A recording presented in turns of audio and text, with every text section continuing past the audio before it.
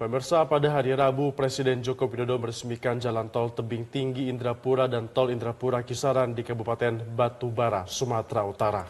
Namun ada yang berbeda kali ini, karena tidak ada kehadiran Menteri Pekerjaan Umum dan Perumahan Rakyat Basuki Hadimulyono. Selama ini Basuki selalu hadir di setiap peresmian proyek infrastruktur pemerintah.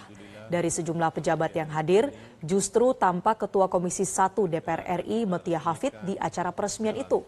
Padahal dalam acara peresmian infrastruktur, biasanya yang diundang hadir adalah pimpinan atau anggota Komisi 5 DPR. Kehadiran Metia Hafid menarik perhatian karena Metia adalah kader Golkar yang mendukung paslon 02 Prabowo Gibran. Jalan tol ruas Indrapura Kisaran seksi Indrapura 50 dan jelajahi cara baru mendapatkan informasi. Download Metro TV Extend sekarang.